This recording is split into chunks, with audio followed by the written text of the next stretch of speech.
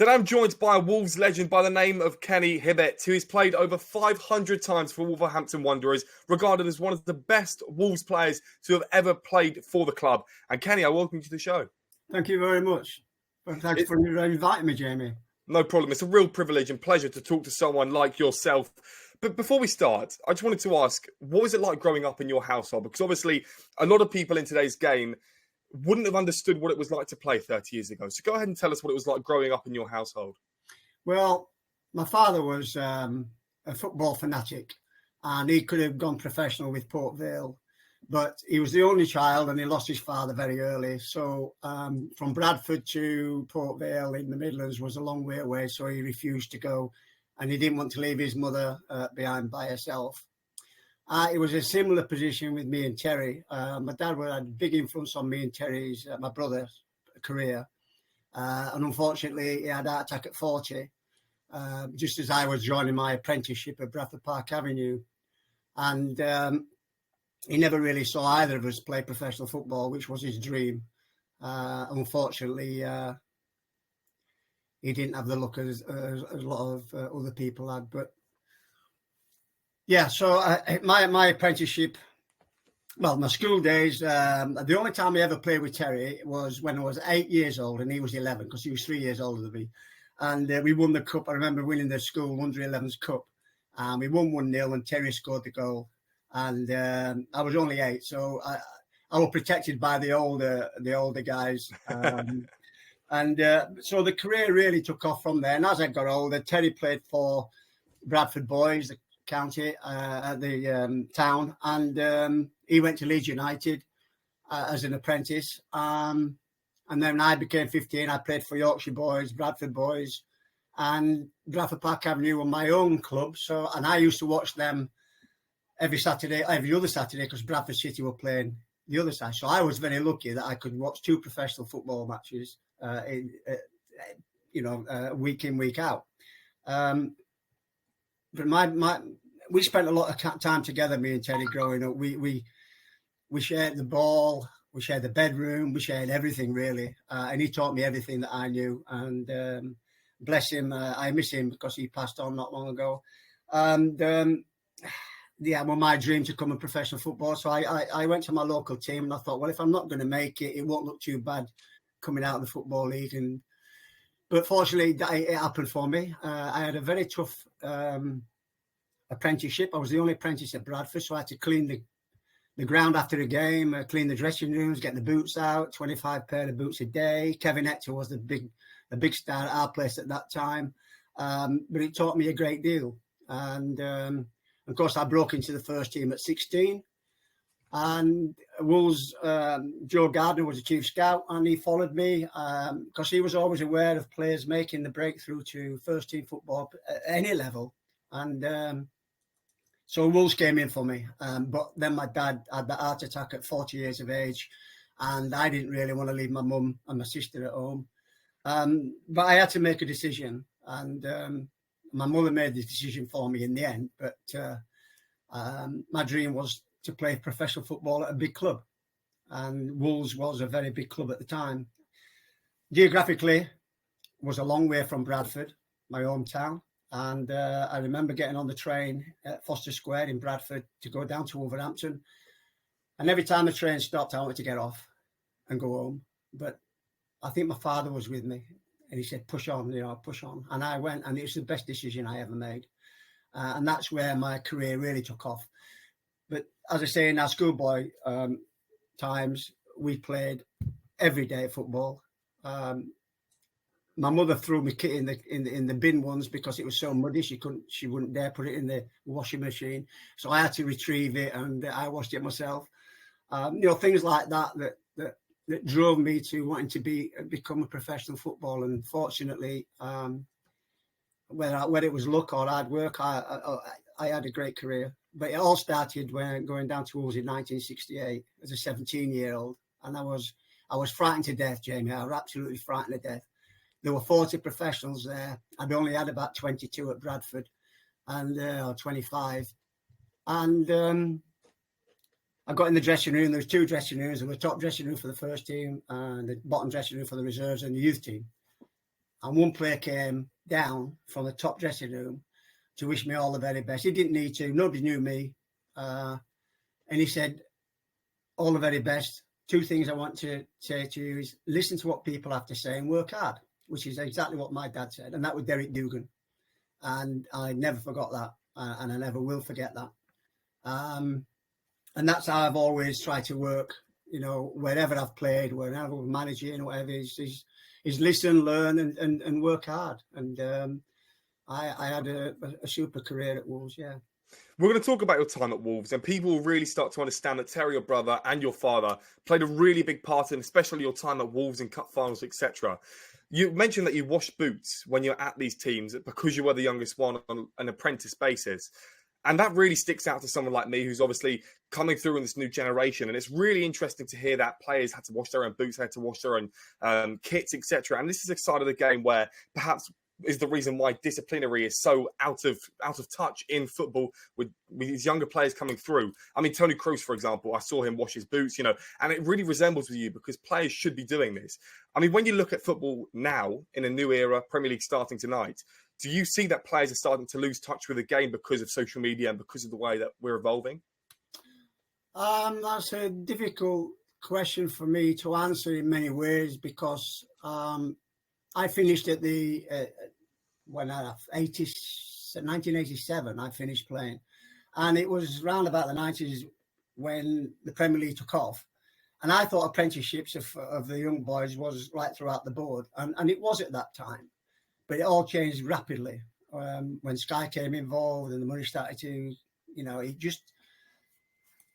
For me, you're saying you're surprised what apprentices do, but that's what apprentices do. In all other jobs, you used to clean up, make the tea, make the coffee and whatever. And I used to go back on a Tuesday and Thursday nights training because I didn't have time to train at Bradford. But it's all changed massively. Whether it's for the good, I don't really know because I've never experienced it. I would like to be playing again. Obviously, in many ways, more ways than one. But I had a fantastic career. I was very fortunate. It has evolved so much now, and it's changed rapidly. It's not the kids' fault. It's not the youngsters. It's the way it is, and we've just got to accept it and get on with it, whether you like it or whether you don't. I do wish I'd love to be playing again now. Of course. I mean, who wouldn't want to be playing now? It's Premier League. It's the biggest and the best league in the world. And of course, Wolves are still up there competing. And I'm a big fan of Gary O'Neill. Of course, he's a brilliant manager. And I'd like to see him hopefully in the England job one day. I think that'd be a really cool step for him. So you mentioned you joined Wolves at the age of 17 and it was a huge squad. And you weren't used to this huge squad because at Bradford Park Avenue, on your scholarship, you had a much smaller squad. However, for those people who don't know about Bradford Park, they were in the league status. They had league titles, so League Two, for 68 years. And then you joined Wolves 2 years later, they were relegated. To look back at your former team get relegated after being in the Football League for so long, what sort of feelings were going through you? Because I'm sure you still had people that were at the club when it folded. It was very disappointing. They're financially in trouble, and that's why we sold Kevin Hector to Derby County. I think they got £40,000 for him. That would have saved us for 2 years. And down the line, we had about 5 or 6 managers at Bradford. Everybody, I mean, I played 16 or 17 games for them and never won a game. Maybe we got a draw ones occasionally, but no, it was my team as a kid growing up out of both Bradford City and Park Avenue, and it was very sad that they had to sell me, even though it was only £5,000. It seemed a lot of money in 1968 when your father's only on £11 a week.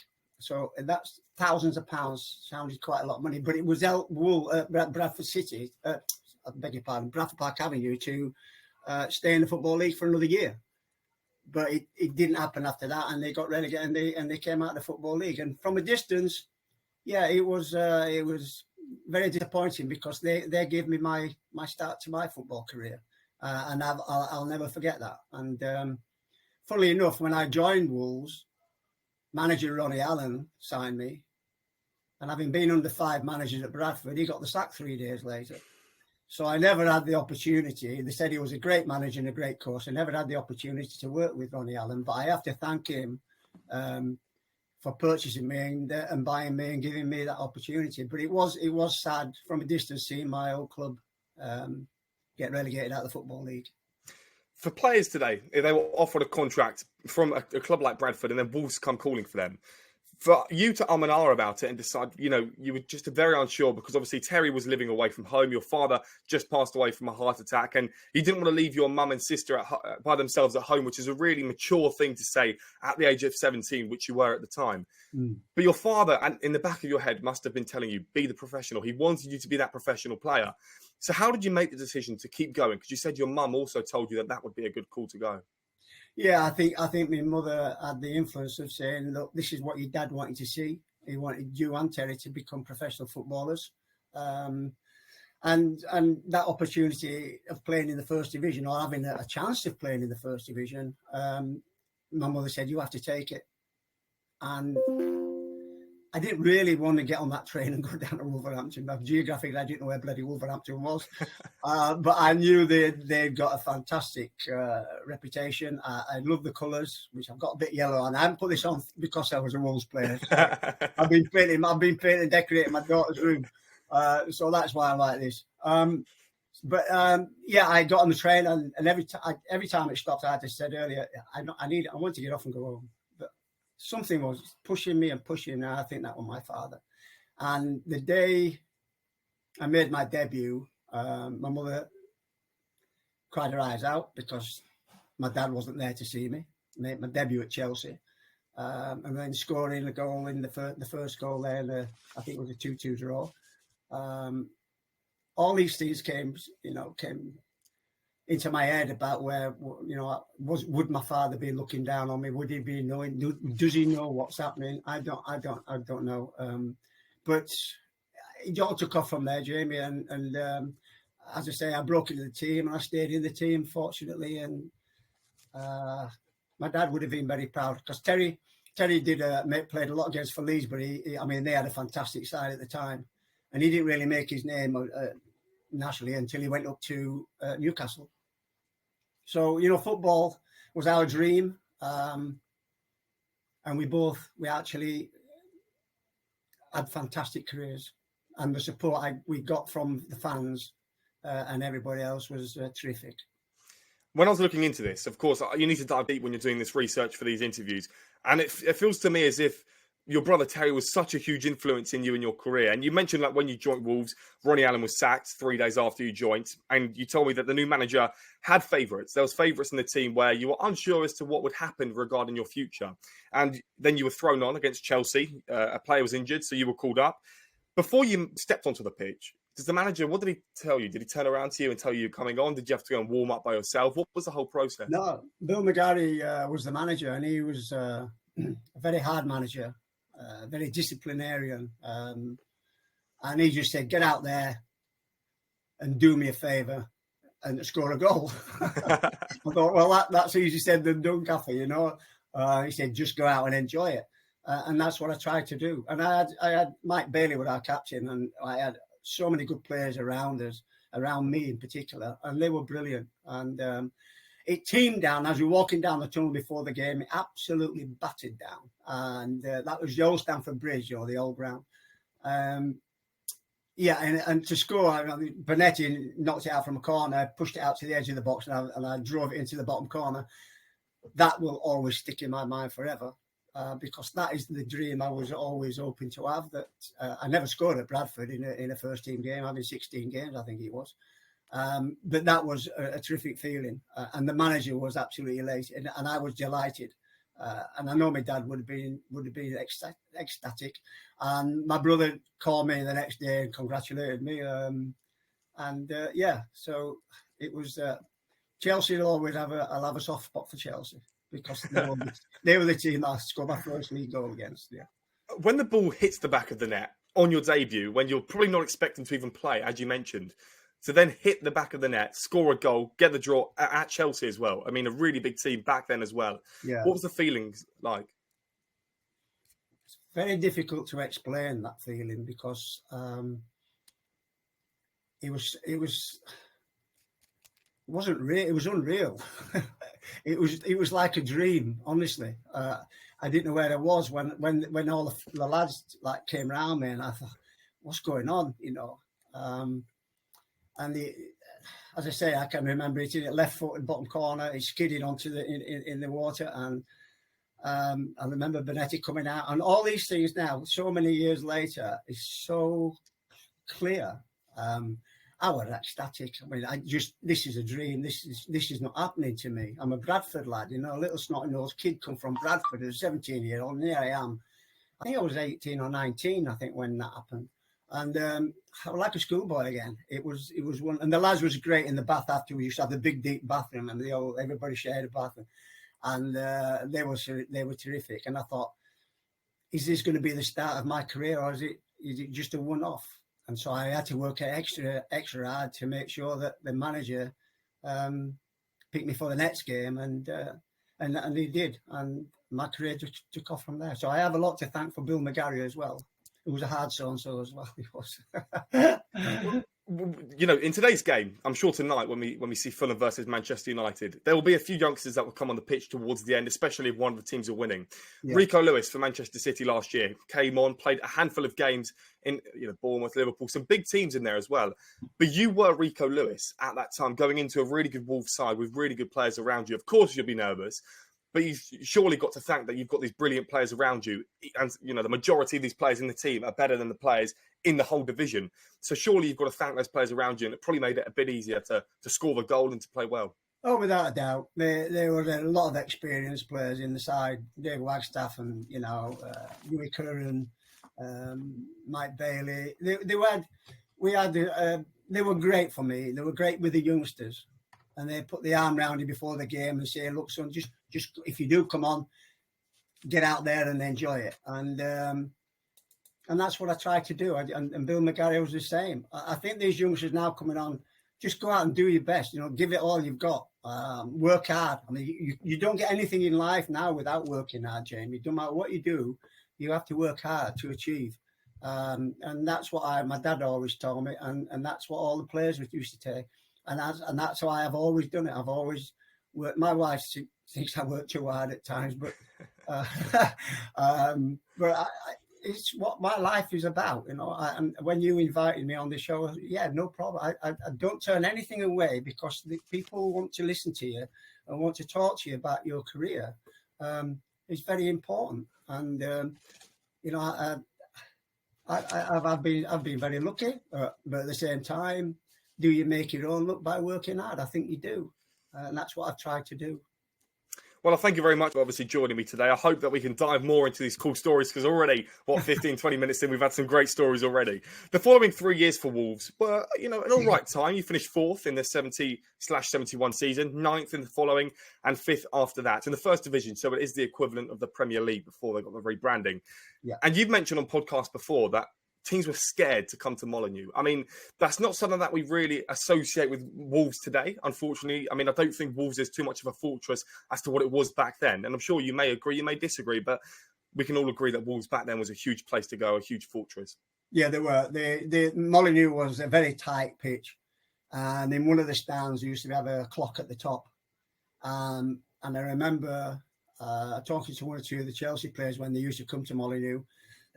Before we changed it, he said we used to be like, we're not going to get out here today. It was a fortress, and we knocked over a lot of good teams at Molineux, and the fans were right up to the pitch. So if you went to get a throw in, you could have a chat with the guys, you know, and they'd be saying, "Come on, maybe pull your bloody finger out" or stuff like that, you know.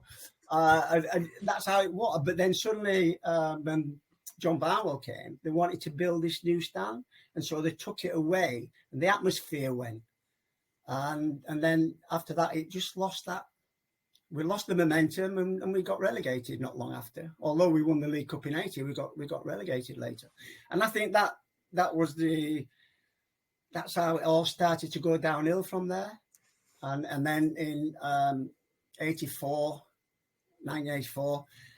I went to Coventry City, and the club went from the first to the second to the third to the fourth division. And I think Molineux, when they changed it, that was the start of the demise of the club at the time. But the the atmosphere in there. I mean, we've had 55,000 in there, 5,000 locked out when we played Leeds. They just won the League Cup in 71, I think it was, and they had to play us on the Tuesday to win the double. With Liverpool, we had to win to stay up. My brother played for Birmingham at Sheffield United, so one of us were getting relegated. My mother wore the blue and white on one side and the black and gold on the other side because one of us were going and we went. So lots and lots of things that happened over the 16 years that I spent at Wolves before I moved on to Coventry. But it was a fortress. Wolves were. We knocked a lot of big teams over. I remember in 71 when Arsenal were top of the league. We're losing 1-0 at half time. And the snow and the sleet, and the second half kicked off. And we battered them 5-1. And I was after that game, I was going home to Bradford because I'd scored one of the goals to celebrate. And I got round to Burton, I think it was, and the snow was getting deeper and deeper. So I had to turn around and come back to Wolverhampton. So I couldn't get to Bradford to celebrate the goal that I scored against Arsenal in a 5-1 win. But things like that will always be remembered. And I do a lot of Q&As with John Richards and Steve Daly. And fans are always asking that same question, the fortress of Wolves, where did it all go wrong? And it did go wrong, and it went badly wrong. But now we're back, and like you said earlier, Jamie, that we got a fantastic manager, a young manager, knows where he's going. He knows where he's going to take Wolves to. And I'm a bit excited for about this season. You know, it's really amazing that you mentioned about Gary O'Neill. Of course, he is a brilliant manager, did a really good job at Wolves. And a lot of people have doubted him, and I'm not entirely sure why. I get that maybe his football couldn't be as entertaining as what Pep Guardiola's could be, but you've got to look at the team and squad that he's currently got. And obviously, they've just sold Pedro Neto, arguably the best player there.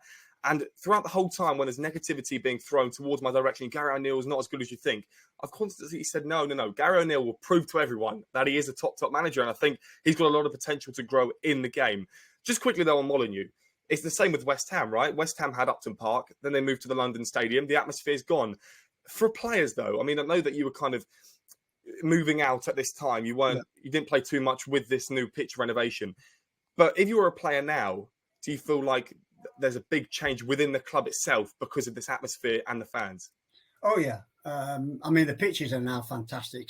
When I used to work for this PGMOL, I used to have to mark the pitches out of 10.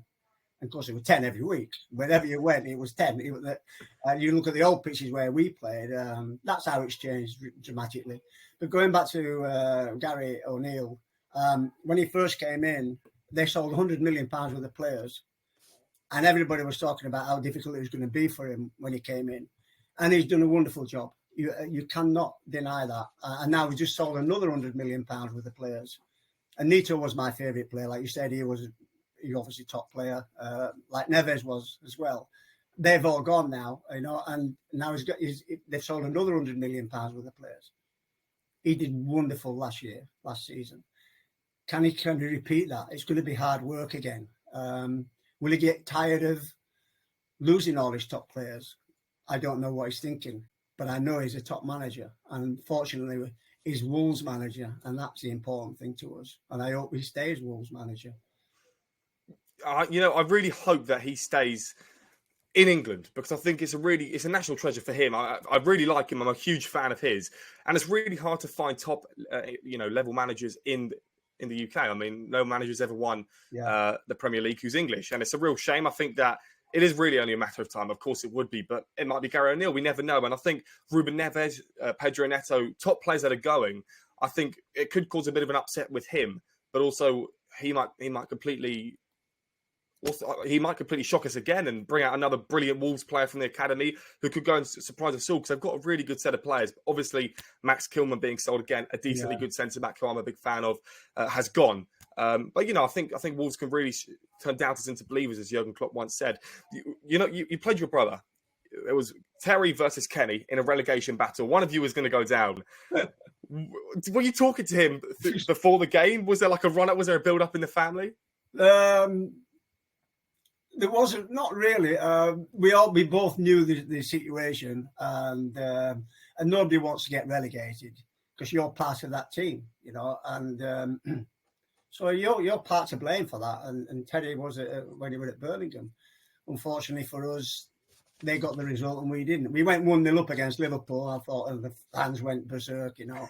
And then but we eventually lost 3-1 at home, and Birmingham got a draw at Sheffield United. So, yeah, I mean, we used to speak on the phone occasionally, and he sent me a message saying, "Look, sorry, mate, you know, it's one of them things about that us or you," and it was a funny feeling that before the games that one of us was going to go. And as I say, my mother had blue and white hair and the black and gold on the one shoulder and on the other.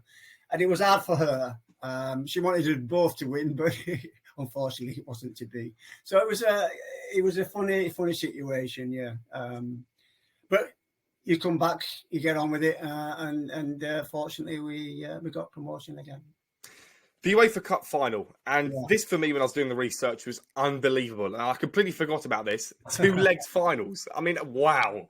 That is insane. And obviously you played Tottenham versus Wolves 1972 UEFA Cup final, the equivalent of the Europa League before the rebrand. The two-leg finals were from 1971 until 1997. Talk to us through the first leg. Wolves lost 2-1 at home. Spurs scored the last goal in the 87th minute and 25 yards out, hit with veracity, a really great goal. You played the whole game, but there was no substitutions made. Well, the whole experience of playing in Europe was incredible, right from the off, when we made it into Europe. Me being a Bradford lad, I mean, the only place I went from Bradford was to Morecambe and Blackpool on the train for a day's trip, and that was my holiday. That was furthest I'd ever got. And here I was now, along with one or two of the other youngsters, like John Richards and Stevie Daly, Alan Sunderland. We had the opportunity now of playing all over Europe, and it was like a holiday for us in a way, but it was such a wonderful feeling. You know, we played behind the Iron Curtain. We played Juventus, Ferencváros, great teams, great players. Then we ended up getting to the final. Chose Tottenham beat, I think, was it Inter Milan or Milan? One of them. Yeah, Milan. Yeah.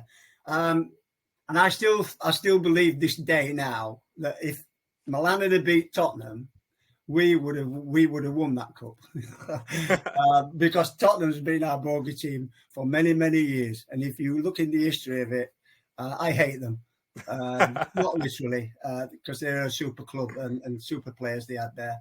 But yeah, over the 2 legs, I mean, the manager, Bill Nicholson, came into the dressing room down at Tottenham in the second game and said the best team lost. Now, it's easy for a manager to say that, I suppose, when they've won, but with Bill Nicholson, he spoke from heart, and I admired him for that. And he came in when he came into the dressing room.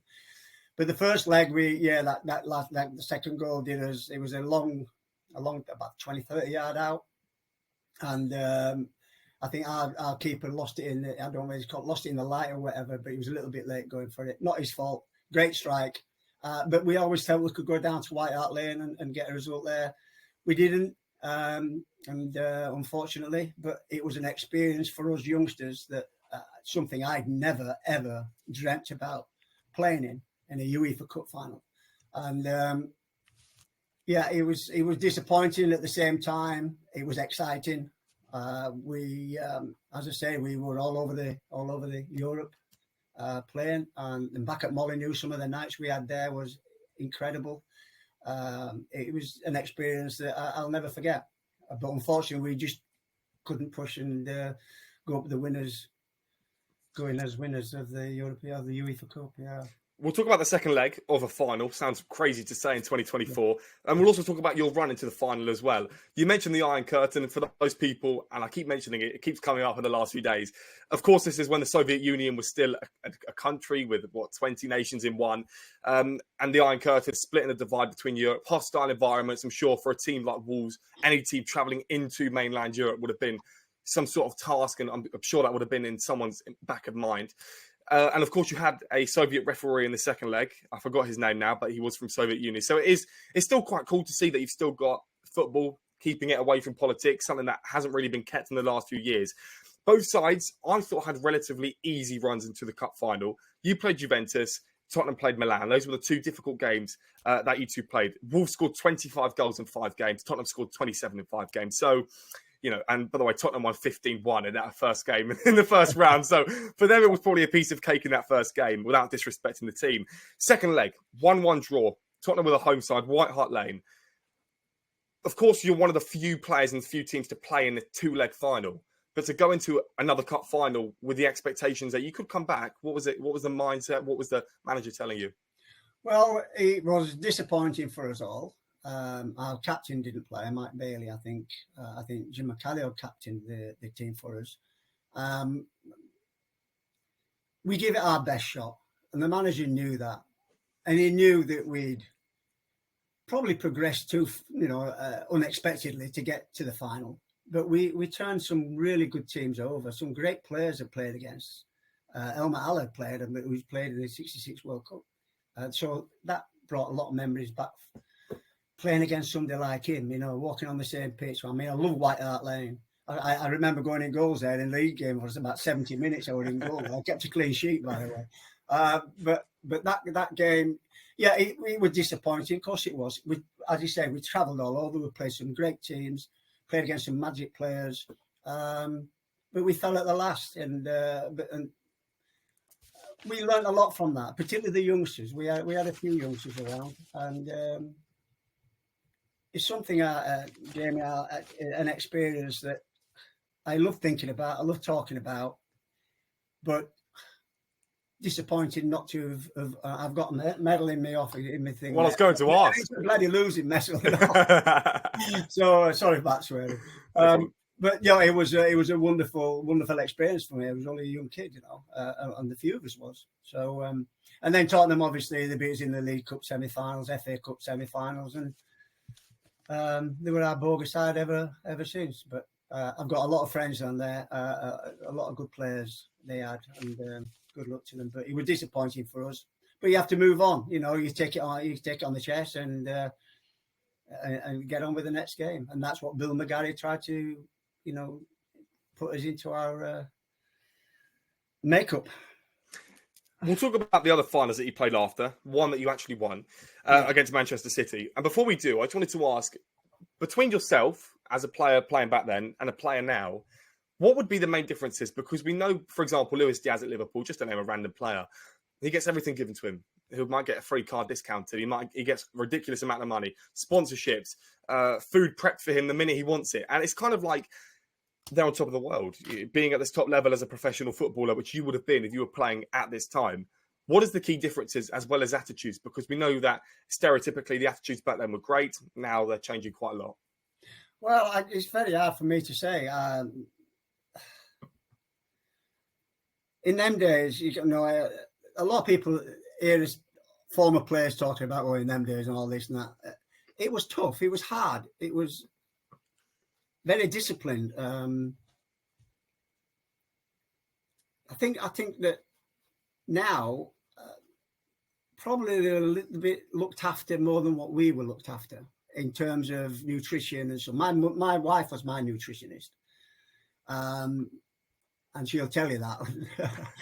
I mean, now they've got all these different ways of preparing for matches than what we did. We actually believed in. But it's something that things do change, and it has changed. It's changed massively from the 70s when we were in the 80s. A lot of it's for the better. I don't think youngsters are getting many chances that we used to get. And if we'd have been now starting our careers, would I have got a chance? I don't know. There's a lot of players like Alan Sunderland, John Richards, C.V. Daly, Jeff Palmer. There was a lot of youngsters that was given our opportunity. Would these kids would we have had that same opportunity now? I'm not sure we would have. Because would you put that down to money? Well, no, I'm not to put it up on. It's about the pressure that players are under most of the time, and managers are under, and the foreign owners that we've got. They expect success, and I think I think they're frightened of blending youngsters in with the experienced players. They are now demanding. Fans demand success far more than probably they did back in the 70s and 80s when I was playing. It's a difficult one for me, the question you put to me there, Jamie. I think I played in the best era. I think so as well, because we look back at it and maybe without the two-leg semi-finals, maybe we could cut that part out. But for players coming through, and let's say Manchester City, they've got an array of talent. Reserve teams could win the Premier League, is what everyone always says. For example, Zach Steffen, when he was at Manchester City 2 or 3 years ago, he could quite easily be a top 10 goalkeeper starting every week, but he's not, because he's at Manchester City. He's being paid, and he would rather do nothing, get paid, than play and get paid. I'm presuming a lot of these professional players' mindsets have changed down the years.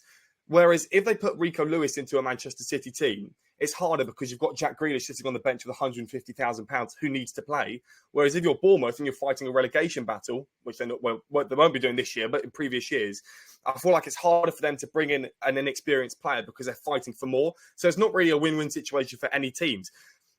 So is that why you put it? Because now clubs need to have a certain amount of players, homegrown talents, 9 players out of a 30-man squad. They need to have English players in their teams. But you're not really seeing too many inexperienced players coming through the ranks, Rico Lewis, players like yourself. Do you think then, if you were to play in this era, you wouldn't be the same player that you were? I don't know. I'm not. I feel very sad that there's some great players, young players out there, not given an opportunity. And as I say, the managers are under pressure from the top that you have to get results. In the Premier League now, and we have an influx of foreign players coming in left, right, and centre.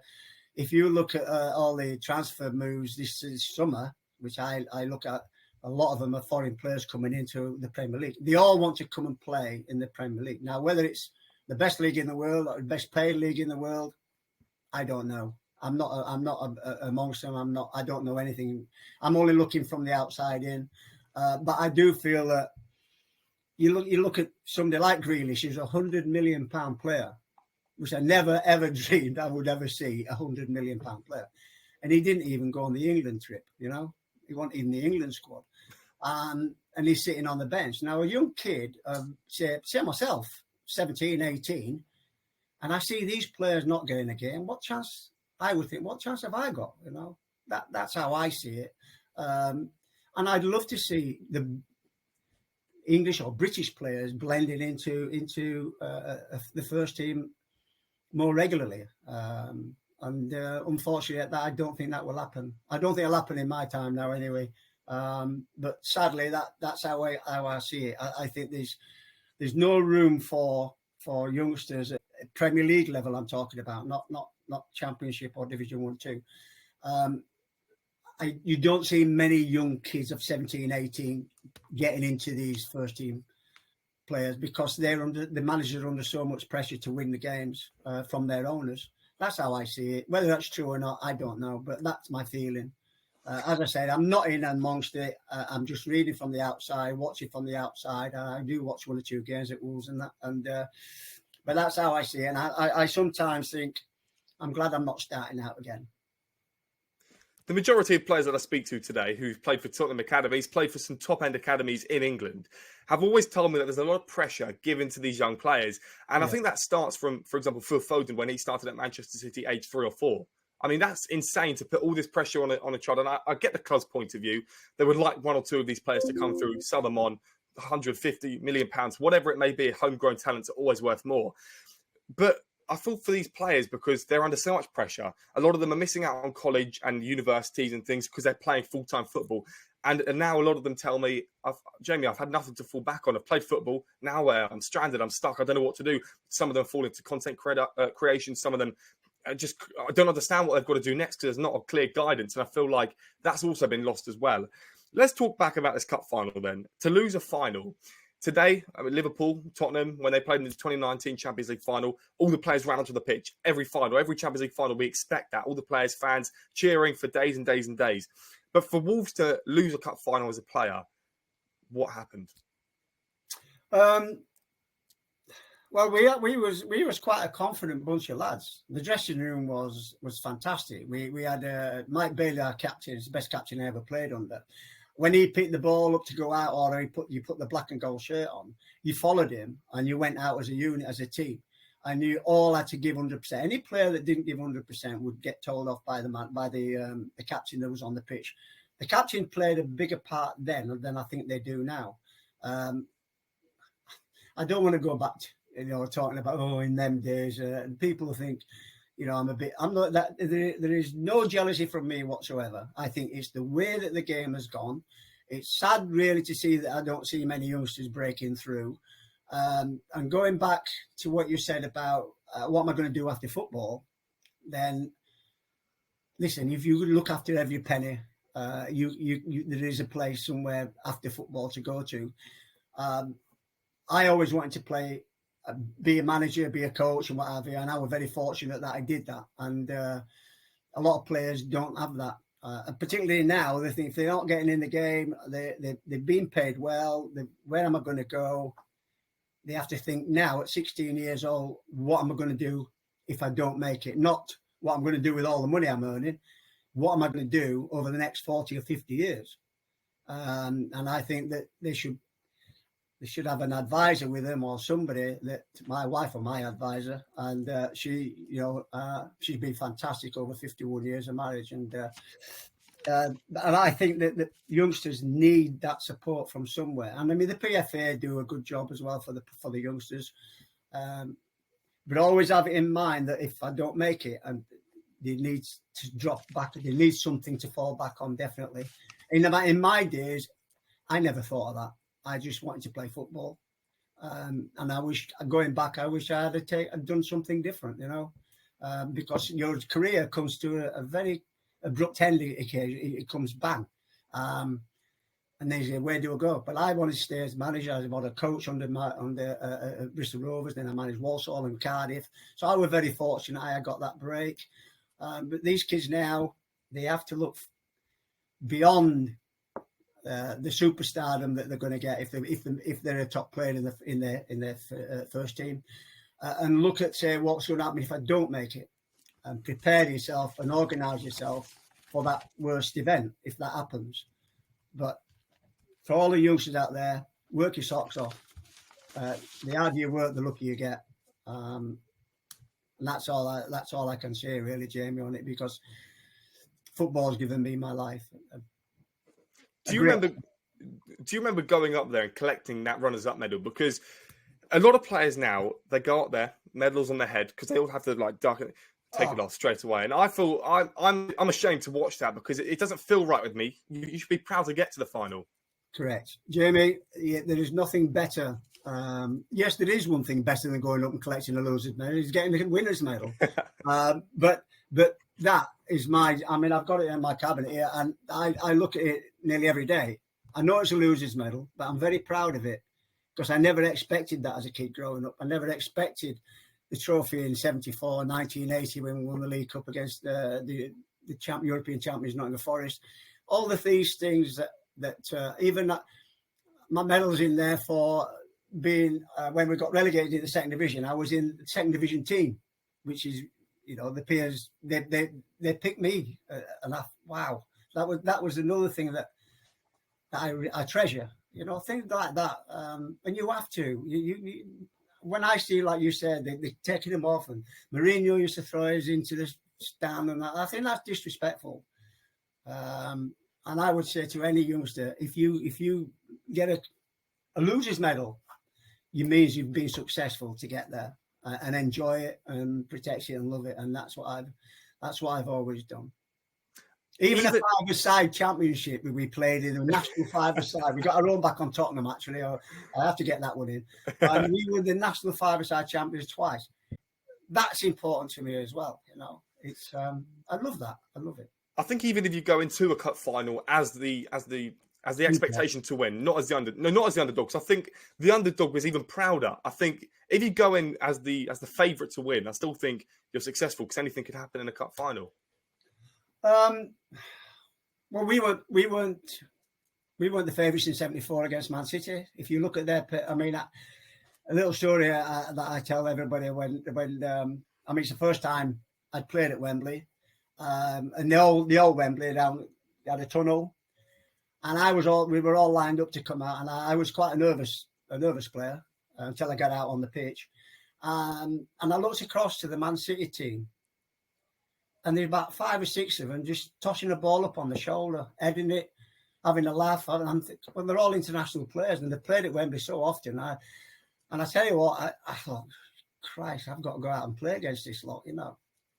Dennis Laws and I can't go on. They're all famous players anyway. And we walked down the tunnel when the guy said, "Come out." And right facing us were 50,000 black and gold Wolves fans. And all my nerves went, and the players lifted us all up. And we were quite confident in the end about because the fans played a massive part, and they were unbelievable. And then my dream came true that I scored the first goal. My mum was up in the stand. My name went up in lights. She started crying because my dad wasn't there looking at it and watching it. And we ended up winning the 2-1 with a John Richards late goal 3 minutes from the end. And to walk up them same steps as Bobby Moore did in 1966, which I'm a big England fan, and I watched all the FA Cup finals as a kid growing up. I was now walking up them same step as every other player that had been up there and collecting the cup, and that for me was one of the highlights of the game, apart from the goal. Of course, I mean, 97,000 people made their way to Wembley. You scored just before half-time as well, 2-1 win, as you mentioned. But it must have been special for your mother because your brother Terry, 2 months later, played in the 1974 FA Cup final, but he lost 3-0 to Liverpool. Did you go and watch that game? I didn't know. I would have been very, very, very, very, very nervous watching him. But it was both our dreams when we were growing up. It was our dreams to play in a cup final, and we both played in the same year. Fortunately, I won and he lost, but his team lost. But that was our dreams. That was another dream that we had growing up. We just, I don't know what it was really. That my dad must have been pushing and pushing and pushing. I'm a great believer in that. And we both ended up playing in the cup final at Wembley, and that was our dream as kids growing up. I don't know whether it's kids' dreams now anymore, but in them days it was all about. Our life was football, you know, in that order. And to both of us to play the same year in the cup final was great. It would have been lovely if Newcastle had won, but unfortunately they didn't. And you're bringing a lump to my throat. You are now asking me these questions. It was great. Very lucky, Jamie. I was very fortunate. Well, I think you are, and there's still a lot more to come. And I think players today, when they're looking at football, I think the magic of the FA Cup isn't football anymore.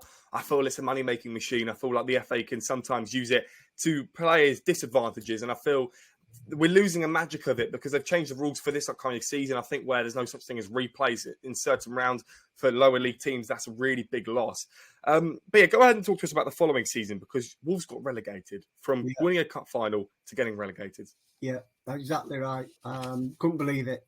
It was a real downer, not just for the players and the club, but for fans, you know. I get that question to me, asked me when I do face the fans and the public. Don't know. I haven't got a clue. It was like a thunderbolt that hit us. We never expected it. We expected to move on and go on from there. But we dealt with it and we came straight back. I think the following year, we came straight back. You did. As champions, yeah. And I don't know. I can't give you a reason why it happened. As I say, we were all shocked about it, and but these things happened in any sport, you know. You think you're up here and you're not going to go anywhere else, but bang, something happens and you feel it, and it did with us. That's for sure. The dressing room was good. The atmosphere was good before matches, but we just couldn't pull it off on the pitch, and we got some consequences. Was we got relegated. And of course, the club parted ways with manager Bill McGarry. Well, how did you feel about that when a manager leaves the club? Because I think back then, managers stayed for a bit longer than the average now. Yeah, I mean, he stayed for like 6 or 7 years. I think he was with us. But then I think John Barnwell came in, and he was a football man. He played for Arsenal. He was great to play for Forest. He loved footballers. He loved me and Willie Card in midfield. Loved all that. And we ended up. I mean, he made me captain of the team, and then we got Emily News from Liverpool, and he took the captaincy off me, and he walked up in 1980 for that cup, and I'm thinking I should have done that. But no, he was a great skipper. He brought a lot of experience from Liverpool to us, and we responded to that, and he was a great guy. A few years later, the 15th of March, 1980, at Wembley once again. It's another return to Wembley. I'm sure it's become your second home at this point. Nottingham Forest 0, Wembley 1. And of course, Forest, you were the underdogs because Forest had a really good back line. They were a really good team. But you were the top scorer of the competition. And we mentioned the FA Cup and its magic. That was surely magical for you to finish top scorer of the competition. Yeah, it was. It was a great time for us. We had a great leader up front in Andy Gray, who scored the goal. Big friend of mine. Told me, he said he read the situation when the keeper and the centre half collided and it dropped in. And I said, no way, mate. And then when he had an open goal, I said, don't use your right foot because you're thinking this is in my mind. I told him this, and he tapped in with his good foot, his left foot. But yeah, it all happened again for us, you know. We had a squad and a group of players that pulled each other through the bad times and also the good times. And I think the camaraderie in the dressing room is very important. We were all together. We went out together. We went out on the pitch together. We played for each other. We supported each other. And I think that's what John Barnwell brought into our club, and full match for him to do that.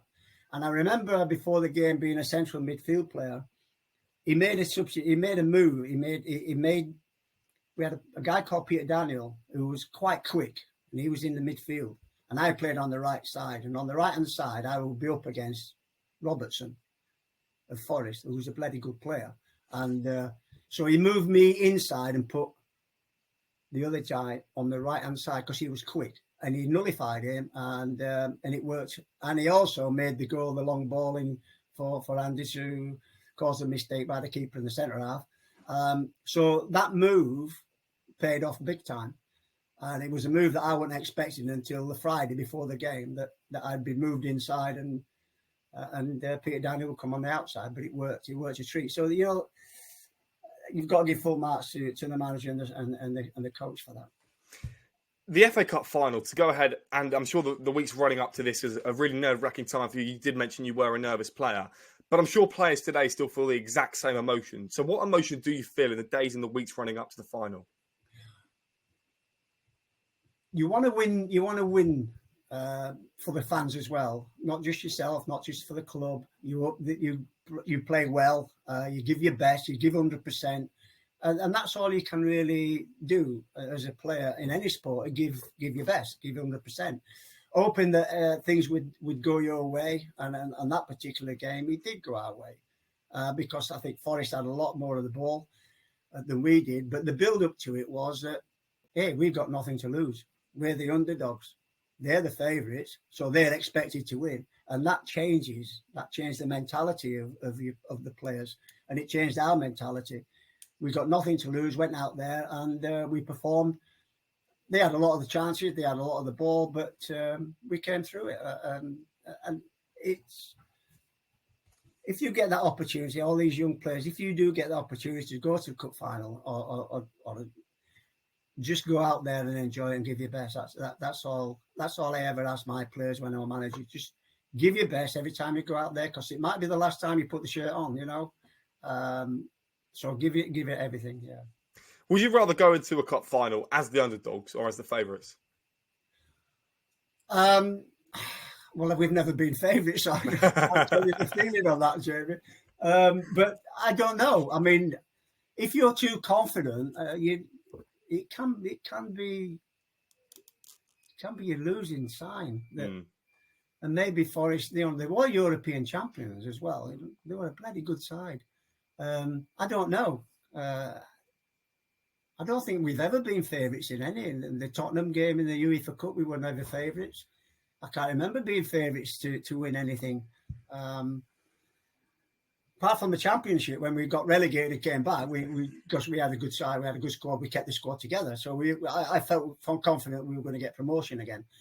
But I don't know. I don't know. I can't give you an answer to that question. But I think the answer to the question for a lot of the people that I speak to is they want to be the underdogs, because I feel like the pressure is relieved off if I was a player or when these guys are telling me. And I think it's all well and good going into a final as the favourites, but of course you might let them down, and it's a bigger story if the favourites lose rather than the underdogs win. Yeah. The next final that you played, it's semi-final, Hillsborough, Tottenham, your bogey team versus Wolves, 1981. Let me just set the scene for those people who didn't watch the game. So Willie Carr, of course, scored a penalty, but Spurs scored first. You hit a lovely strike into the bottom right corner. I saw it. What a goal it was. And then a free kick for Tottenham. The keeper probably should have saved. I think it went over the wall. There was a bit of confusion as to who would take the penalty because all sorts of players running over the ball, different directions. They chipped it into the back of the net. The keeper was probably just an arm away. And then, of course, the controversial penalty, which you were tackled from behind by Glenn Hoddle, and you believe it was a penalty, but you were asked to take the penalty, but you said, no, I don't want to take it. And that's the first time that you've never wanted to take a penalty. And obviously, Willie Carr slotted it away. I think it was a penalty, but what do you think? I have this question thrown at me. I'm sure you do. So often. I wish I had £1 for every time somebody mentioned. And you know what? I did a Q&A not long ago, and that question came up to me about the penalty. And I said, is anybody in the audience? There's about 600 people in there, and most of them obviously are Wolves fans. And I said, could anybody in here tell me who scored the first goal for Wolves? And not one put their hand up and said, you did, Kenny. They just wanted to know about a bloody penalty, you know. Well, it was right at the end, it was last minute. Yeah. And we were all tired. It was the heavy pitch. I got the ball off Norman Bell, played it back to me. I ran into the box. I went past me going past Steve Perham, which is very unusual. I went past him, and then Glenn came in from behind and poked it away for a corner, and I fell over his back leg. And I heard this massive cheer. And I thought, that's a bloody big cheer for a corner. And of course, all our fans were behind that goal. And John Richards came running up to me. He said, Hibby. I said, what? He said, it's a penalty. Come on, you're taking it. I bottled it. First one, I had 9 penalties on the belt I scored, and I bottled that one. And I had an understanding with Willie Carr that if I didn't fancy it, Willie would take it. And it was the last minute, and I was absolutely shattered after playing on a heavy pitch in 90 minutes. And that's why Willie Carr took the penalty. And Willie stuck it in the top, like you said, right in that top corner. But nobody remembered my goal. And thank you for that. I appreciate you saying that I drilled it. Andy Gray chested it down. I've only got the top corner. Thank you very much for that. No, well, to be fair, it was a really good goal, so credit to that. We had a replay, and unfortunately, we got done 3-0.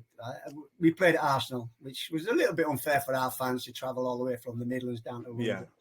And then the Tottenham fans went across London, but they were the best side on the day that day, and we got done 3, and again, they beat us. Why did you not want to take the penalty? Was it too much nerves? No, I just didn't feel right, and I always said to Willie, I said, if I don't feel right, would you bother? I mean, the manager didn't know that, and he said, yeah, no problem, because Willie's a very cool player. He was a lovely, great footballer. Loved playing with him. And he said, yeah, no problem, maybe. I said, I'll take it. And he just, I did what I want. Yes, it would have been nice to score in front of me, but I just didn't feel right. I was absolutely knackered. I didn't, and I said to John, I said, you can get to us, I'm not taking that. And I said to Willie, and he put it away lovely. And we should have won, actually, in the extra time. We looked a bit stronger than them in the extra time. Unfortunately, we couldn't force the winning goal. So there's your answer, Jamie. Well, thank you very much. Again, though, the goal was insane. People should watch it at home. The 1981 FA Cup semi-final at Hillsborough, Tottenham versus Wolverhampton Wanderers. You never represented England, but it was always an ambition for yours. You always had the idea that you wanted to represent England. You thought it'd be an amazing achievement, which it would be. But you had one cap for the under-23s. We'll talk about the under-23s in a minute. But the idea to represent England in a Wolves side that were dominating, why, how disappointed were you? I wasn't disappointed that much, actually. It would have been fantastic because I'm an England supporter, and it would have been amazing. But I was on the England B tour. I was chosen for the England B tour, and that was exciting. I was looking forward to that. And we played Norwich at Molineux, and scoring an equaliser in a 3-3 draw at Molineux, I broke my ankle. And so that was the last time I ever got anywhere near going with an England B tour or England cap. I had the under-23 cap, like you said. I've got it in my wardrobe, in my showcase here. I look at it every time I come in the office. Could it have been a bit more? I don't know. The bottom line is, were I good enough? I don't know. Don't look that way, but I was disappointed not to get another opportunity, having been picked for the England B tour. And but you know, I broke my leg, and that was it. So that was the closest. And yes, it would have been nice. There's no question about that. I mean, I would be telling lies if it didn't. But it didn't happen. I wasn't getting paid by England. I was getting paid by Wolves, and that was the only team I worked for, was to stay in the Wolves team. Anything else would have been a bonus. Would you rather represent a club or a country? Because I think representing your nation is got to be the best thing that you can possibly do. Oh, without a doubt. I mean, I watch all the World Cups. I watch all the Euros. I watch. I'm just football crazy, you know. And I've been very, very fortunate to have had a good football career and supported by a lot of the players I played with, good managers, coaches. But most importantly, I have a good wife that supported me through the thick and thin. You know, when I had broke my legs and I've been out, I'm a nightmare to live with. I know that. But she's been strong. She's been superb. And without her, I don't know what I'd have done. And she played a massive part in my career. And the following season, Wolves were relegated. 81-82 campaign. Manager Ian Greaves wanted to build a team around Willie Carr, the one who scored the penalty, and yourself. Yeah. But because of off-pitch issues, probably financial issues, never really happened. They also recommended for you to go to America. You were saying it's built for 36, 37-year-olds, which is kind of the structure and the standard that we think it is today. But you joined Seattle Sounders, but you just wanted to go back to Wolves. But before you joined over there, America, why did you decide that was the best option for you in the end? Because obviously you were reluctant at the start. Well, I was reluctant to go. And I told Ian Greaves that. I said, look, I'm only 34, 30, whatever it was. 30. Oh, my wife just said, you weren't. Yeah, I did.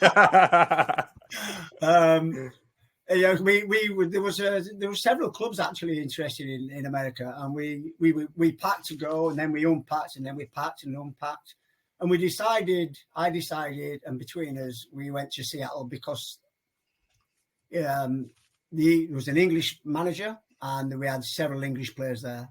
And of course, Stevie Daly was there, and he was a big friend of mine. I played with him at Wolves, and I thought that was the best place to go. And it was quite successful. We had 3.5 months there. We got to soccer ball final. We won the league. When I got there, they were third from the bottom. There were 3,000 watching. My wife heard a couple of Americans saying that I was only here for the money and all that. But eventually, I changed the game for them. Which is what they said, not me. And we won the league in the end. And scored overtime winning goals in the semi-finals against Fort Lauderdale, which took us to soccer ball. We had a fantastic. The kids loved it because they were 3.5 months out of school. I don't think they get away with it now, but the support I got again from my wife and family was quite amazing. And it was a wonderful period. And then I was offered.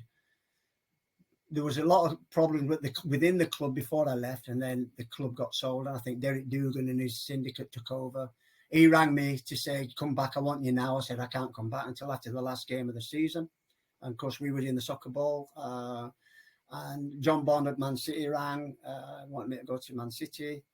And I left it till I come back after playing in San Diego in the final. That's where I met the greatest player, Pelé. I had a nice photograph taken with Pelé. I had to. It was just. Of course. When he walked past me, I stood up and I said, a great player. can I have a photograph? And so I was very fortunate that. So it was a wonderful 3.5 months I spent out there. And I came back and I went to Wolves and I signed another 2-year contract at Wolves. And we got promotion that year when we came back. We'll talk about Wolves after because they had a takeover, a bit of a mist at the club. When you were in America, what is it like to be there at that time? Because it's just after, I think the economies were still recovering from the Second World War, the Cold War with Russia. You mentioned the Iron Curtain that you've had the chance to play by. America at this time in the 80s, what was it like to be there as a player and as a civilian? It was amazing. Absolutely fantastic. Seattle's a wonderful place. I would recommend it to anybody. Didn't hear much about anything that was going on outside and also inside. You know, I went there to do a job. I went there to play football. I went there to try to make Seattle Sounders better, be successful. That was my job. And Alan Hinton was the manager. He was fantastic with us. Great bunch of players. We had Ray Evans from Tottenham that played fullback. We had lots of good English players. But going back to your question, no, never thought about anything else but football. And they looked after me and my family really, really well. And Nike looked after us okay as well. Well, to be fair, sponsorships these days are through the roof, right? So you would have been the first proper generation to have this access to Nike and all these facilities. What did you get given then as part of a sponsorship deal or what with Nike? Well, the kids got the benefit. They had tracksuits and training wheels and all that, you know. And they used to come into training with us because it was we was an indoor on AstroTurf where the American footballers trained so they had a great time. So it was like shoes and boots and trainers and I had to buy 2 new cases to bring their stuff back with them, you know. So they treated us really well. As I say, I was reluctant to go in the first place, but I'm glad I did. We were successful, and it was great experience for the children and great experience for us as a family. Part of the reason why Wolves wanted you to come back, of course, there's many reasons. You were a brilliant player there. But Wolves needed some experienced players because they had a lot of youth players coming through at this time. They were in the top Division 2, where they got relegated, as you mentioned earlier. Yeah. Again, a lot of youth players. You signed a 2-year deal. In the 82-83 season, you were promoted with Queen's Park Rangers. But the following season, relegated by won only 6 games. So, again, not brilliant for a club that 5, 6, 7 years ago were a brilliant team. Bottom place, and that followed 3 successive relegations. Yeah, it was weird. We were up and down like anything. It was crazy. It was just a demise. It was 1 minute you're up here and the next minute you're down there, and 1 minute. It was funny. I mean, overall, over the 16-year period I spent there at Wolves, we had a lot of downers as well as uppers. We couldn't get that level of consistency after the 70s, particularly as you said in the 80s. There's a lot of problems maybe behind the scenes that we didn't know about. We sold our best players. We sold Stevie Daly to Man City for $1.5 million. I think it was something like that. Andy Gray went to Everton. So I think, key players, and we never replaced them. And financially, maybe that was the reason. And you could feel it. I could feel something wasn't quite right and wasn't happening. I was offered a new contract in '84, but it was the way it was offered. There wasn't any love saying I want you to stay and all like that. And I said no, and I went to Coventry City. I think when Tommy Docherty was the manager at the time, he asked me if it was about money. I said no, it's not about money at all. I've never argued about money. I've never negotiated about money. I was just looking for a contract, and from then, it went downhill big time. And I was at Coventry for 2 years, as I said, from '84 to '86. Having lost 3 FA Cup semi-finals, by the way, Jamie. When I left in '86, Coventry went and won the FA Cup in '87. So it must have been me. It got to be me. Well, it's just unfortunate luck, I suppose, isn't it? It was sad. It was sad. It was a sad day to leave. For sure. Yeah. What was that like? What was your last game like? Did the fans know that you were going to leave? No. Nobody knew I was leaving. It was the way it was done. He said, I won't say who it was, but he said, here's a contract, take it or leave it. And I was like, whoa, wait a minute. So I'll leave it. And then I was offered the Swindon Town player manager's job, which Tommy Docherty got me an interview, and they offered me that job. When I got back, Bobby Gould I'd played with on twice. He came to Wolves to play. He was Coventry City manager. He rang me up. He said, I want you to come and play for me. So that's the way I went. I to stay in the first division. I had another 2-year contract. I thought that'll do. And that's what I did. I went to Coventry. For the levels that people know today, Coventry at the time were in the Championship. Bristol Rovers, that you later went to go and play on, were in League Two. Just quickly summing up the time at Wolves, 574 appearances, 114 goals, and the club's second highest appearance maker to this day.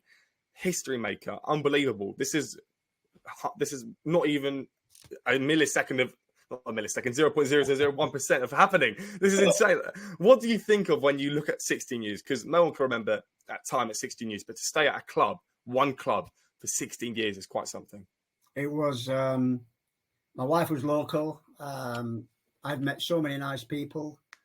The club was always good to me, even in the relegation years. Yes, there were several opportunities to move on. I wasn't interested. We were settled as a family, and I think that paid. You know, that was the reason why we stayed there for so long. But I had no intention of moving. I didn't even think about asking for transfers or going in knocking on the manager's door. All I was hoping that when the manager calls you in, he would offer you a new contract, and that's it. I signed it. No, I loved every minute at Wolves. I still got a great feeling. The fans have been fantastic to me since. Every time I go there, they're wonderful. So that was my life. That was my football career. And you know, the American thing and the Coventry thing and the Bristol Rovers, Wolves was the place for me. And they gave me the opportunity to play in the first division, which was my dream, which I've said earlier. And so, yeah, I still got the same feeling for them. But when you look back at the time that you spent at Coventry and Bristol, when you were there playing for these two clubs, did you always wonder if you'd go back to Wolves? Was there always the sense that you were a bit empty without Wolves in your heart? We went back with Bristol Rovers, and Jerry Francis was the manager and I was coach. And the first time I went back to Wolves ground was with Bristol Rovers. Now, Wolves hadn't lost a home game. And the reception that I got was crazy. I walked out and the whole ground just erupted. And it brought a lump to my throat, and some of the players, Ian Holloway and a few more, Gary Penrice and a few more, brought a lump to them, and they were knocking it about before the game. It was amazing. It was an amazing feeling. There wasn't so amazing feeling after when we beat them 1-0. When I went round and said, thank you very much, and they all was going. But it was, the fans show their true colours and the support that they gave me over the 16 years I played there. But that was the only time I went back as not a former player, but as a coach with another club. We don't need to talk about those times that you spent at Coventry and Bristol, because obviously it wasn't too much in your career. I think Wolves was the main time, of course, in your career, 16 years. Yeah. Sunderland, you obviously won the Division 3 in 1990, but then you moved into management for Walsall. Let's talk about that time, the first time that you were appointed manager in 1990 and you got to the Division 3 playoffs. The transition from a player into a managerial role, what was that like? Well, I learned a lot from Jerry Francis at Bristol Rovers. I learned a lot from Bobby Gould because I did a little bit of coaching at Coventry occasionally with the youngsters. I knew Jerry was on the move. We couldn't go any further. We took him to Wembley for the first time in the club's history in the autoglass. We got promotion. We won the league, got promoted. And, Jerry was being chased. And I didn't want to be left there by myself. And they never offered me the job if Jerry left. They never offered me a coaching job. Walsall manager's job became available, where my old manager, John Barnwell, left the club. And I thought, well, we had a word with my wife and we had a chat. And I applied for the job. I went for an interview, and they offered it to me. And I was nervous because I'd never managed before, but I had learned so much from Jerry, who used to work with Terry Venables. So a lot of it I took on board with me, and I went straight in. Now, they'd been relegated from the second to the third, from the third to the fourth. So I was left now with my remit of no experience. My remit was I had to get rid of all the high earners from the second division and the bonuses. And that really took its toll. Successful would be to stay in the league. But in that first year, nobody could get relegated out of the fourth division. So I knew that. And I had a massive job on my hand, and I didn't realise how big it was till I got involved. But I thought, well, here I am. This is my work. This is my job. Get stuck into it, which I tried to do. Dean Smith was there as a young boy, F18, and I made him captain as a young player. And I had a lot to moving out. I had a lot of players I had to move out. Financially, we was skint. And it took 2 or 3 years to develop a good squad. I got a good squad together. As you say, we lost in the playoffs to Crewe. And then I had a big fallout with the manager, with the chairman. And I just walked away, and that was it. So I got home, and then I got a call from Sam Kumar, who used to be manager of Birmingham, to go to Cardiff, which I'm only about an hour and a half away anyway, over the bridge. And I took that job and had another 4 years there. So I had 4 years at Walsall, 4 years there. And then I followed that. We got not beating the playoffs. I had the same remit at Cardiff as I had at flipping Walsall. So I had no money. I couldn't spend anything. I had to get rid of high players, and it was hard work. I didn't have no coaches, no assistants. I had to work all by myself. And that was hard work, very hard work. And I brought a couple of people in as managers when I moved upstairs as director of football, and they left. I went back as manager. Then I brought another manager in. He left. I went back as manager. Yeah. So like a bloody yo-yo, you know. Well, I was going to ask that. Sorry to interrupt, but the time where you 3 or 4 times where you're going, okay, now this hopefully is going to be the manager for success. Hopefully this will be the manager, and you're just sitting there hoping and hoping and hoping. Well, Phil Neal was the first one I brought in, and the manager who went to the guy at Man City got a job, and they took Phil with him. So I had to then jump in, and so it was. Let me say, it was a very tough baptism to the management. First at Walsall, and then very difficult at Cardiff. Got him in the playoffs, got beat against Northampton again in the playoffs. Just didn't have that break, that little bit of luck that you need. Maybe my career as a manager would have gone on. I don't know. But I worked for the PGMOL, and I worked with them for 17 years, assessing the officials at Premier League level, or going to watch officials that might be good enough for the Premier League. And that was fantastic. I loved every minute of that. So yeah, my career went, I won't say it went downhill. It was the fact that I wanted to manage, I wanted to be successful, but I needed people around me, and I didn't have that. I had to do it all myself on my own, and it took its toll on me, and it took its toll on my health a little bit, I think, and I had to get out. I had to get out of it. And then you decided to obviously quit as a manager before you went into the PGMOL, which we can quickly touch upon if you don't mind. Yeah. And you did also manage a non-league side as well. Oh, I did. But okay, talk to us about that, and then we'll talk about the time where you decided that management no more for you. Well, my accountant that I used to have, he was a director, and he also was a manager. And the manager there sat. I was over in Wales. I was driving back from seeing my daughter, and he asked me if I would be interested in coming to help his club, because they were bottom of the league. They were 13 points adrift, and I said, "Yeah, I'll come up and I'll help you out."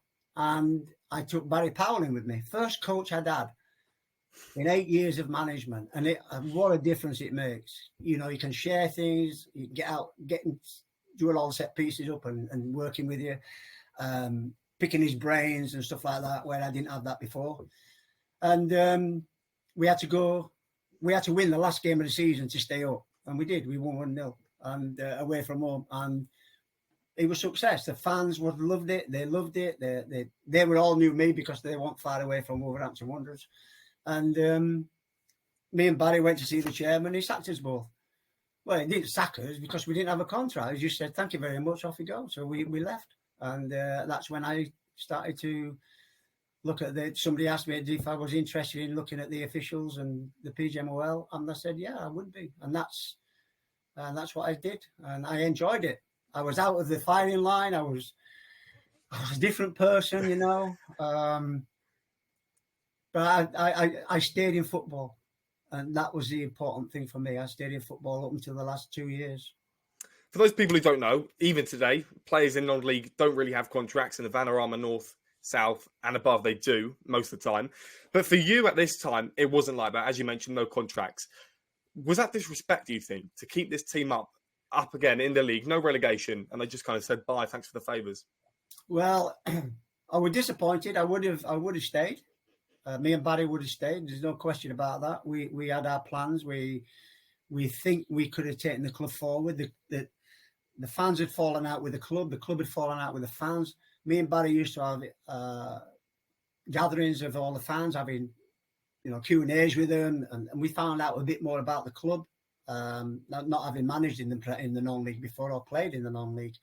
And we thought that was the right way to go about it. And we had I had some lovely letters from fans saying, thank you very much. We are disappointed. You've just got the club back on its feet.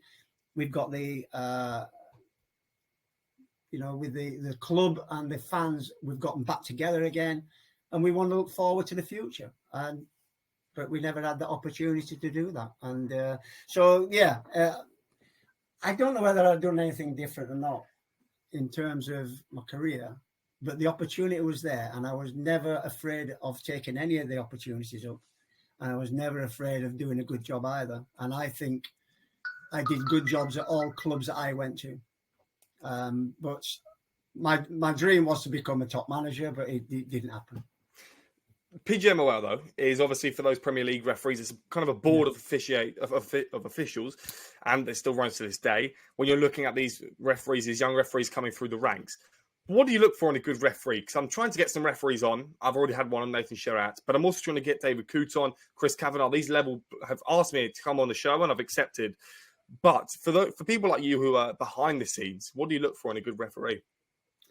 I like the body language has to be right. When you're approaching players, you have to look calm, take control of the situation, whichever situation it is.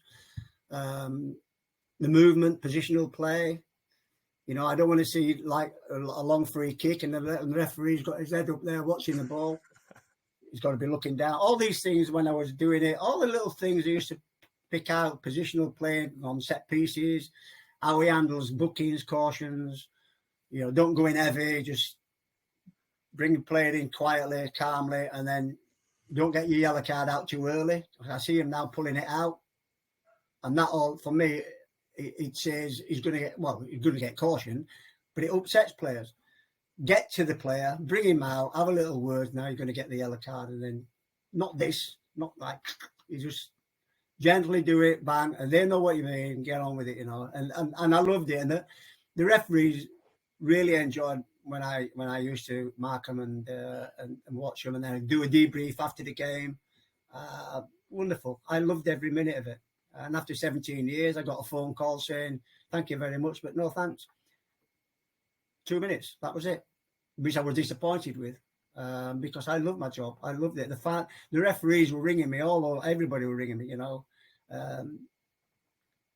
It was something different for me, and I loved it. I really enjoyed it. I think the best part of your career was, of course, Wolverhampton Wanderers, but I think you've done near enough everything that in football that could be done, maybe apart from punditry and commentary. Yeah. PGMOL, managing and playing for really great clubs, Wolves, Coventry, FA Cup run last season. We're never going to forget about that. Last question before we build you a FIFA card, and we'll explain that in a moment. Do you have any regrets in your career, whether it be the cup finals, semi-finals, any of the clubs managing, PGMOL, any of it? Do you have any regrets that kind of stick out to you? Personally, no, but I think my wife might. She could pick a few out. I don't think so. I don't think I could have. I don't think I could have done much more than what I did on my playing side.